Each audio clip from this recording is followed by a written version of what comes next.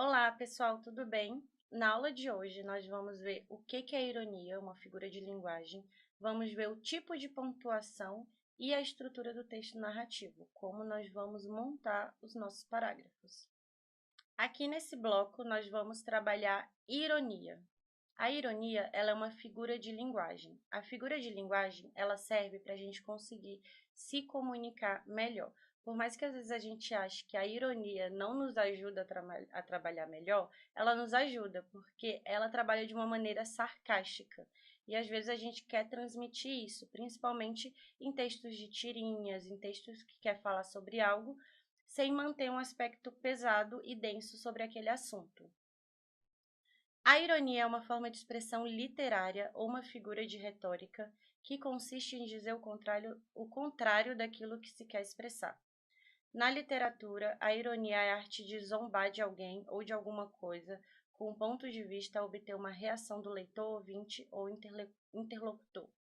A ironia para você aqui, principalmente, vão ser para os textos literários e para tirinhas, HQs, que vão ter na sua prova. E ela serve exatamente para isso, para satirizar algum assunto que possa ser considerado sério ou não, vai depender da sua opinião, sem trazer um tom denso. Aqui a gente tem um exemplo do garotinho perguntando: "Você é ateu?" E ele responde: "Sou, graças a Deus."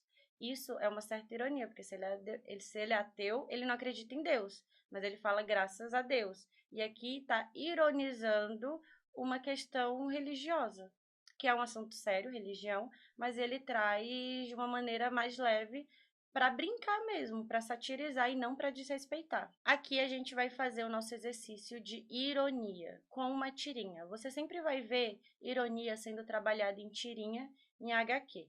É muito difícil você ver em texto literário, mas pode ocorrer. Como foram minhas férias? Ele começa a explicar como que foram. Fiz vários amigos, corri pelo campo, joguei futebol, viajei todo mundo, escalei montanhas e ganhei prêmios. Aqui a gente já imagina que ele teve umas férias muito animadas. Só que tem aquela contrapartida que sempre vai chocar o leitor. E tudo isso no mesmo videogame. Aqui ele está ironizando a questão de viver no mundo virtual, porque ele acha que viveu tudo isso, mas tudo isso foi vivido num jogo. Então, o autor ele está ironizando essa situação de maneira engraçadinha, sem desrespeitar ninguém. O humor do texto acontece sobretudo porque o personagem A faz muita coisa em pouco tempo no videogame. Aqui, o ponto principal não é esse, até porque a gente não sabe em quanto tempo ele fez isso, quanto tempo levou as suas férias. B. Revela onde aconteceu o seu divertimento nas férias. Então, o humor pode ser isso daqui. Por quê? Porque ele fala várias aventuras que ele fez. Se fosse realmente no mundo real, seria muito animador, né, para quem escuta, mas tudo isso foi num videogame. C. Apresenta a importância dos jogos eletrônicos. Em nenhum momento ele está trazendo a importância, ele está satirizando o jogo. Então, ele está trazendo uma opinião contrária sobre a importância dos jogos. Não que jogar não seja importante, é um lazer, mas ele está ironizando o fato do menino passar todas as suas férias jogando. Colocou a língua para fora no último quadrinho. Vamos ver se ele faz isso. Ele faz isso. Mas ele faz isso, inclusive, jogando, porque ele está animado por estar jogando. Então, a nossa alternativa correta aqui vai ser a letra B, porque ele conta tudo o que ele fez e no final ele conta onde que isso aconteceu, que foi no videogame. Aqui na pontuação, nós vamos ver os sinais de pontuações e o que eles são. São sinais gráficos, ou seja, que você escreve mesmo, tanto no computador ou na sua redação, no seu caderno, e eles vão contribuir para a coerência e coesão de texto. O que é coerência e coesão? Coerência é o seu texto fazer sentido, e coesão são as escolhas gramaticais que você faz. E para um texto ser completo, ele precisa fazer sentido e precisa seguir as regras gramaticais de uma gramática normativa, bem como tem a função de desempenhar questões de ordem estilística, que é alguns sentidos, modo, entonação. A pontuação ela nos ajuda com isso. São eles o ponto final, a vírgula, o ponto e vírgula, os dois pontos, o ponto de exclamação, de interrogação, as reticências, aspas, os parênteses e o travessão. Esses são os principais que você precisa saber. E agora nós vamos ver as suas funções. Primeiro que nós vamos ver vai ser o ponto final. O ponto final é quando você tem uma ideia e você finaliza essa ideia. Se você não finalizou e você quer dar continuidade a essa ideia, você usa vírgula. Agora, se você tem uma ideia que é muito grande e você ainda não consegue finalizar, você pode usar o ponto e vírgula. O ponto e vírgula, quando você quer exemplificar várias coisas, você pode estar usando o ponto e vírgula, para você não colocar um texto cheio de vírgulas ou texto cheio de pontos finais, sendo que está trazendo a mesma ideia. Aqui a gente tem um ponto de interrogação, que ele é super tranquilo para usar, que é quando você faz uma pergunta. Parênteses, que ele vai indicar o final de uma frase declarativa. Você pode declarar sobre algo, trazer alguma informação, algum exemplo e colocar entre parênteses. Então, a vírgula, ela é uma pausa. Até uma pausa na leitura, quando a gente está falando e ouve foneticamente, a gente faz algumas pausas. Até o que eu estou falando, que não está escrito, eu faço pausas. E essas pausas cabem uma vírgula, a partir do momento que eu estou tendo a mesma ideia. A partir do momento que eu troco de ideias, eu uso o meu ponto final. Aqui a gente tem a reticências, que no texto narrativo, que é o tipo de texto que mais cai para o quinto ano, é usado muito a reticências, é sempre no finalzinho de um pensamento de alguma personagem, porque é algo que ele deixa ali você pensar, o leitor pensar, que ele começa uma ideia e ele não finaliza e usa reticências. Aí a gente tem as aspas, que a gente pode estar trazendo no texto como pensamento ou usar para falar o que o personagem disse, mas como? Quando o personagem ele fala diretamente, a gente usa o travessão. Então, ele fala diretamente, usamos o travessão. Agora, quando eu quero falar na terceira pessoa o que ele disse, retomar algo, aqui a gente pode usar aspas. A gente usa aspas também para palavras inglesadas ou do francês ou qualquer outra língua. Palavras que não são do português, por mais que faça sentido ali no seu texto, você tem que colocar entre aspas. Se não colocar aspa, perde ponto? Sim. Então, qualquer palavra que não seja da língua portuguesa, na sua redação você coloca entre aspas. Dois pontos. Você pode usar também para trazer alguma explicação. Quero falar sobre a importância de algo, qualquer um assunto. Você pode trazer os dois pontos e começar a escrever sobre isso. Ou também fazer uma listagem. Quero que você compre tais coisas para mim, dois pontos, e começa a sua listagem separada por vírgula. Ponto de exclamação. Aqui a gente usa num tom de trazer algum susto, alguma alegria, quando a gente quer aumentar a entonação de algo. Nossa, que bom, nossa, que susto, meu Deus, que horrível, qualquer outra coisa. A gente sempre coloca o ponto de exclamação quando a gente quer entonar alguma situação. E o travessão que a gente vai usar para indicar falas. O travessão, às vezes, ele pode ser usado como vírgula, mas eu não indico. Por quê? Porque se você está aprendendo a usar vírgula agora, não é indicado que você use o travessão como vírgula. Então, use somente o travessão quando você iniciar a fala de um personagem. Aqui nós temos um exercício do Colégio Militar de Brasília, com uma tirinha e alguns usos de pontuação para você analisar. Tenho muitos medos nessa vida. Medo da culpa, da ignorância, da solidão, de mudanças, da efemeridade da vida. Mas o medo mais terrível e apavorante de todos é perder celular. Beleza, função e joguinhos. Como viver sem isso? Não dá. Quando ele fala de algo efêmero, é algo que passa rápido, tá bom? Então, a efemeridade da vida é a vida que passa muito rápido diante dos nossos olhos. Só que aqui também tem uma quebra de expectativas usada com a reticência, que ele tem uma reflexão muito profunda sobre a vida e no final ele fala sobre celular. O emprego das reticências pode sugerir diferentes efeitos de sentido. Com relação ao uso dessa pontuação e suas conotações no texto, marque a alternativa correta.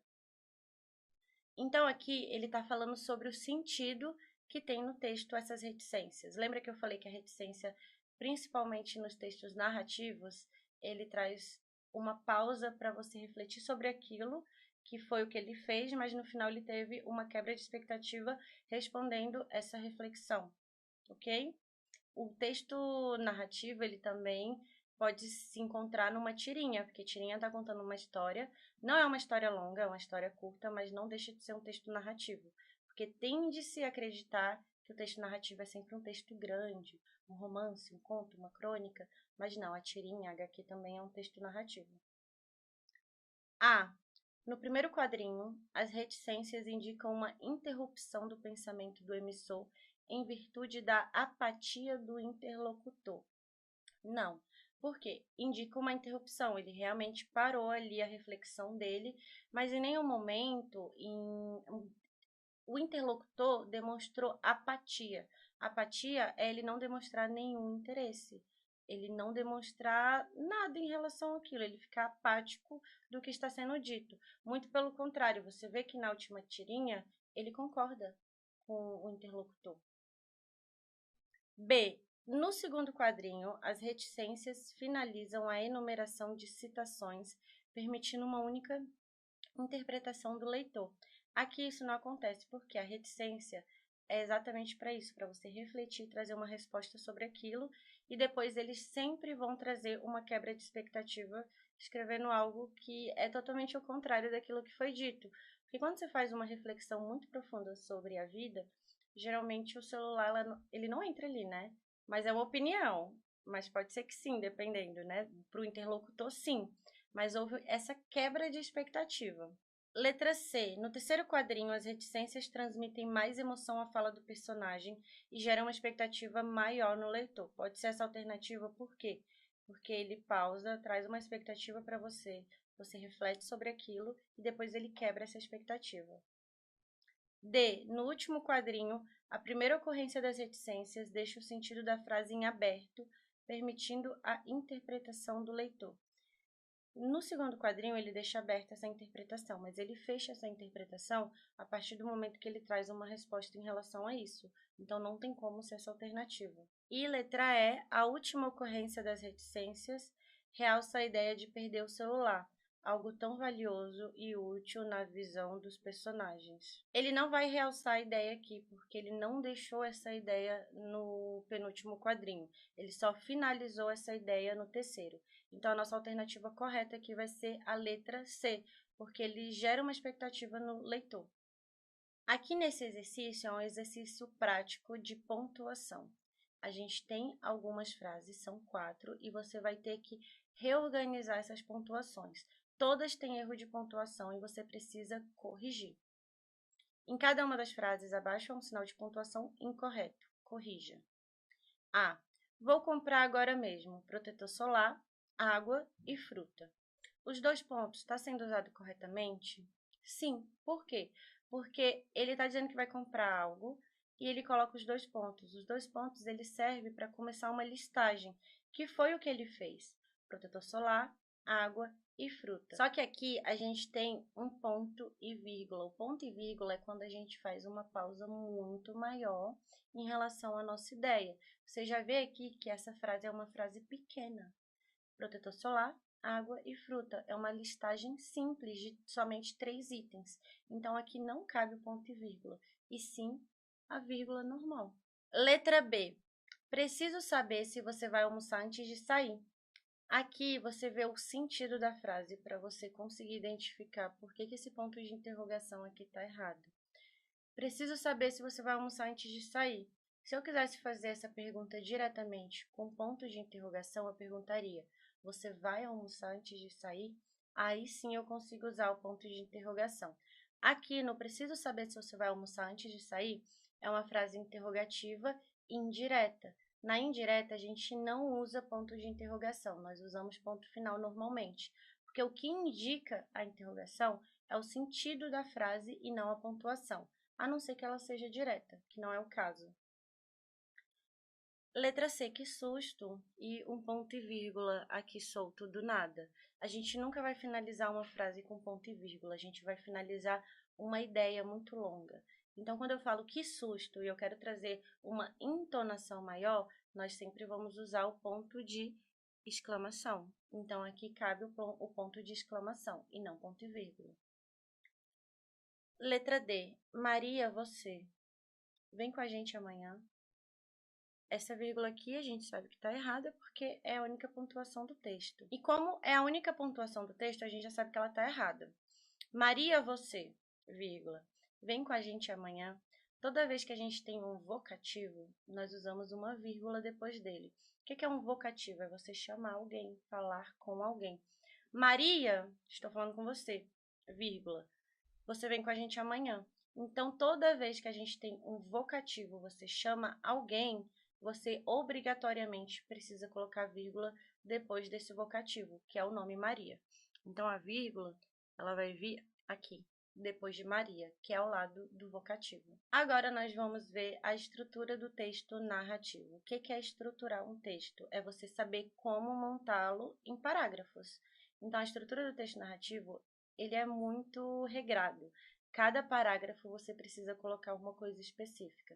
Se você deixa de colocar um ou outro, você perde um ponto gigantesco. Então, é muito importante prestar atenção na estrutura do texto narrativo.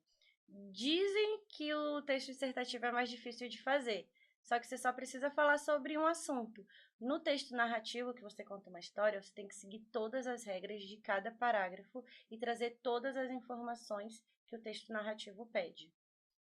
Então, o texto narrativo é aquele que conta uma história a partir da sequência de eventos. Ele envolve personagens, tempo e espaço, sendo estruturado com começo, meio e fim. Esse tipo de texto pode entreter, informar e levar à reflexão do leitor. Então, o texto narrativo nada mais é do que contar uma história sob a perspectiva de algum narrador. Então, você vai estar contando uma história, seja ela real ou fictícia, e com narrador, personagem, tempo, espaço. Tudo isso nós vamos ver agora à frente, e cada um desses você precisa demonstrar em determinados parágrafos. Então, aqui a gente tem uma estrutura do texto narrativo. Você vê que essa estrutura ela é padronizada em 4 parágrafos. Posso fazer um texto com mais parágrafo? Pode. O diálogo, ele conta como um parágrafo dessa estrutura? Não. O diálogo, ele é só um diálogo. Você pode fazer seu texto com diálogo. Ele vai ser contado como parágrafo, mas o parágrafo da estrutura do texto narrativo, ele não entra. Porque a estrutura do texto narrativo nada mais é do que as regras que você precisa seguir para escrever esse texto. Então, no primeiro parágrafo, que já é a introdução, a apresentação, você precisa contextualizar o leitor sobre o que é o seu texto. Se você reparar no Conto de Fadas e até mesmo no filme do Shrek, eles começam com Era uma vez, que é o tempo, a Branca de Neve, que é a personagem, que estava na floresta, que é o local, e sofria com a sua madrasta má e seus amigos anões. Já tem os personagens, já tem a situação, já tem o que ela passava, já tem todas as informações em 2 frases, que é o que você precisa fazer aqui no primeiro parágrafo do texto narrativo.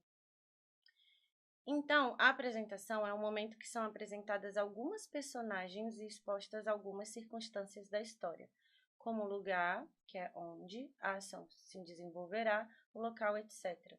Então, você tem que colocar o tempo, o que, né, que é o enredo, o que é a sua história, tudo no primeiro parágrafo. Era uma vez, João e Maria estavam na floresta, quando de repente encontrou uma casa de doces de uma bruxa má. Só que, nisso que eu falei rapidamente, tem todas as informações que precisam numa introdução de um texto narrativo. E você precisa trazer tudo isso. Se eu não trouxer, eu vou perder ponto? Sim. Precisa trazer todas essas informações. É uma regra. Quando a gente fala de estrutura, a gente fala de regra de como você precisa montar o seu parágrafo. E sempre você vai trazer um ponto inicial, igual a João Maria encontrou uma casa de doces na floresta de uma bruxa má. Ali é o ponto inicial para você começar a história no seu segundo parágrafo. Complicação é a parte do texto em que se inicia propriamente a ação, encadeando os episódios e conduzindo a história ao clímax. Então, aqui você vai começar a desenvolver sua história para saber, por exemplo, por que João e Maria encontrou aquela casa de doce do nada no meio da floresta. Só que você não vai trazer o seu clímax no segundo parágrafo. Se trouxer perde ponto, sim, você tem que trazer no terceiro parágrafo. O clímax é o problema que eles enfrentam. Então, por exemplo, se você quer colocar algum ataque de lobo mau, ou então da bruxa má, ou algo do tipo, você vai fazer esse ataque no seu terceiro parágrafo. Você não vai fazer isso no seu segundo parágrafo, porque você perde o momento do clímax que deve ser no terceiro parágrafo. Então, aqui você só vai desenvolver, por exemplo, se você fala que eles estavam na casa de doce da bruxa má, vocês só vão falar como que estava sendo lá, até você chegar no clímax, que é o terceiro parágrafo. Clímax é o ponto da narrativa em que a ação atinge seu momento mais crítico, complexo e emocionante, tornando o desfecho inevitável. Todo texto narrativo precisa trazer uma tensão? Sim. Seja ele bom ou ruim, tem que trazer um clímax. Então, você decide se você quer que seja bom ou não. Assim como o desfecho, você não precisa trazer um final feliz. Aconselho a colocar um final feliz, mas não é obrigatório. É o texto que você quiser escrever. Então, aqui no clímax é o problema que os seus personagens vão passar e como eles vão se desenrolar para conseguir sair dessa situação, que aí entra o desfecho e o último parágrafo do seu texto narrativo, que é a solução do conflito produzido pelas ações dos personagens. Então, os próprios personagens, eles vão ter que se desenrolar ali para finalizar esse conflito que você mesmo criou. Ai, mas eu não sei como finalizar esse conflito. Então, coloque um conflito que você consiga finalizar. Isso é muito importante. Quando você vai colocar um conflito no clímax, alguma tensão, você já tem que pensar na solução que você vai trazer no último parágrafo. Dando ao leitor, inclusive, a possibilidade de refletir sobre o acontecimento. Como você vai trazer uma reflexão sobre esse acontecimento, eu sempre aconselho trazer um final feliz, até porque o final triste, ele pode ser um pouco problematizado dependendo de como você finaliza. Não é bom trazer personagens que morrem, que são atacados de maneira muito violenta, é sempre bom trazer um final feliz e a tensão não ser muito extremista, tá bom? Sempre traga uma atenção ali que está dentro dos contos de fada. Finalizamos a aula de hoje. Os nossos objetivos foram figura de linguagem e ironia, você entender essa figura de linguagem e saber usar no texto e saber identificar, principalmente nas HQs e nas tirinhas. A introdução à pontuação, conceitos básicos, nós vamos trabalhar a pontuação em mais aulas e a estrutura do texto narrativo, como montar os parágrafos. Pontuação e o texto narrativo nós ainda vamos ver em outras aulas, porque o texto narrativo aqui para vocês é o principal. No quinto ano, o Colégio Militar ele sempre cobra um texto narrativo. E a pontuação também é muito importante, tanto para você responder as perguntas, como também para montar a sua redação. Então, a aula de hoje foi isso. Muito obrigada!